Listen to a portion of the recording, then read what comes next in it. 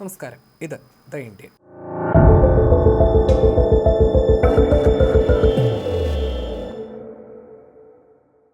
ഭാവി യുദ്ധങ്ങളുടെ മുഖച്ഛായ മാറ്റാൻ പോകുന്ന ഡ്രോൺ സ്വാം സാങ്കേതികവിദ്യ വിജയകരമായി പരീക്ഷിച്ച് ഇന്ത്യൻ തദ്ദേശീയ കമ്പനികൾ.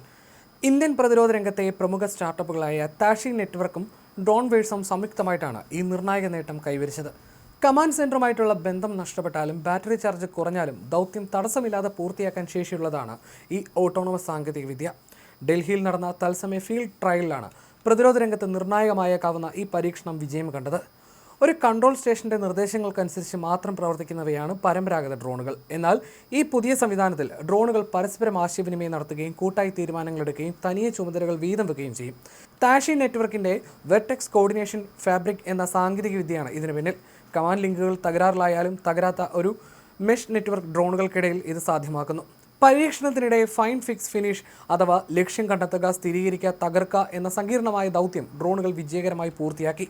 നിരീക്ഷണ ഡ്രോണുകൾ കണ്ടെത്തിയ വിവരങ്ങൾ രഹസ്യാന്വേഷണ ഡ്രോണുകൾ സ്ഥിരീകരിക്കുകയും കമാൻഡ് സെൻറ്ററിൽ ഇരിക്കുന്ന മനുഷ്യനായ ഓപ്പറേറ്റർ അനുമതി നൽകിയതോടെ ഡ്രോണുകൾ സ്വയം നിയന്ത്രിതമായി ലക്ഷ്യം തകർക്കുകയുമായിരുന്നു. ഓപ്പറേറ്റർമാർ ലക്ഷ്യം മാത്രം നിശ്ചയിക്കുകയും ബാക്കി തന്ത്രപരമായ കാര്യങ്ങൾ ഡ്രോണുകൾ സ്വയം ഏറ്റെടുക്കുകയും ചെയ്യുന്ന ഹ്യൂമൻ ഇൻ ദി ലൂപ്പ് രീതിയാണ് ഇതിൽ പ്രയോജനപ്പെടുത്തിയത്. കൃത്രിമമായി തയ്യാറാക്കിയ 20,000 ചതുരശ്ര മീറ്റർ വിസ്തൃതിയുള്ള യുദ്ധസമാനമായ ഒരു പ്രദേശത്തായിരുന്നു 72 മണിക്കൂർ നീണ്ട പരീക്ഷണം. സങ്കീർണമായ 2 സാഹചര്യങ്ങളാണ് പ്രധാനമായും ടെസ്റ്റ് ചെയ്തത്. ഒന്ന്, ലക്ഷ്യം കണ്ടെത്തലും തകർക്കലും. നിരീക്ഷണ ഡ്രോണുകൾ ലക്ഷ്യം കണ്ടെത്തുകയും റഡാർ ഡ്രോണുകൾ അത് സ്ഥിരീകരിക്കുകയുമായിരുന്നു ഈ ഘട്ടത്തിൽ ഉണ്ടായിരുന്നത്. തുടർന്നാണ് ഓപ്പറേറ്റർ ഇതിന് അനുമതി നൽകിയത്. തുടർന്ന് ഡ്രോൺ കൂട്ടം തന്ത്രപരമായി ഒന്നിച്ചു നീങ്ങി ദൗത്യം പൂർത്തിയാക്കിയായിരുന്നു. മറ്റൊന്ന്, തിരച്ചിലും രക്ഷാപ്രവർത്തനവും ഉൾപ്പെട്ട രണ്ടാം ഘട്ടമായിരുന്നു. തിരച്ചിൽ നടത്തേണ്ട പ്രദേശം ഡ്രോണുകൾ തനിയെ പങ്കിട്ടെടുത്തു. ദൗത്യത്തിനിടയിൽ ഒരു ഡ്രോണിൻ്റെ ബാറ്ററി ചാർജ് കുറഞ്ഞപ്പോൾ അത് ബേസിലേക്ക് മടങ്ങി. എന്നാൽ ആ പ്രദേശം ഒഴിവാക്കാതെ ബാക്കി ഡ്രോണുകൾ ഉടനടി ആ ചുമതല കൂടി ഏറ്റെടുത്ത് തിരച്ചിൽ പൂർത്തിയാക്കുകയായിരുന്നു.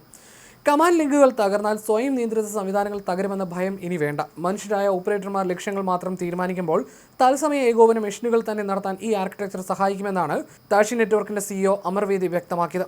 കേവലം ഡ്രോണുകൾ പരിശോധിക്കുകയല്ല, ഇന്ത്യൻ പ്രതിരോധ ആഭ്യന്തര സുരക്ഷാ ആവശ്യങ്ങൾക്കായുള്ള ഒരു സമ്പൂർണ്ണ സ്വയം നിയന്ത്രിത ഇക്കോസിസ്റ്റം ഉറപ്പാക്കുകയാണ് ലക്ഷ്യമെന്ന് ഡ്രോൺവേഴ്സിന്റെ CEO പവൻ ഖത്രിയും വ്യക്തമാക്കി.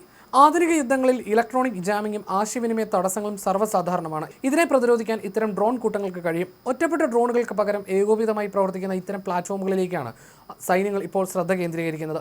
വരും ദിവസങ്ങളിൽ കൂടുതൽ വലിയ ഡ്രോൺ കൂട്ടങ്ങളെ ഉൾപ്പെടുത്തി കഠിനമായ സാഹചര്യങ്ങളിൽ പരീക്ഷണം നടത്താനാണ് ഇരു കമ്പനികളുടെയും തീരുമാനം. ഇതിനായി ആർട്ടിഫിഷ്യൽ ഇന്റലിജൻസ് സാങ്കേതികവിദ്യയും ഇതിൽ ഉൾപ്പെടുത്തും. ആഗോളതലത്തിൽ സൈന്യങ്ങൾ AI അടിസ്ഥാനമാക്കിയുള്ള സംവിധാനങ്ങളിലേക്ക് മാറുന്ന സാഹചര്യത്തിൽ ഇന്ത്യയുടെ ഈ തദ്ദേശീയ ചുവടുവെപ്പ് പ്രതിരോധ രംഗത്ത് വലിയ സ്വാധീനം ചെലുത്തും.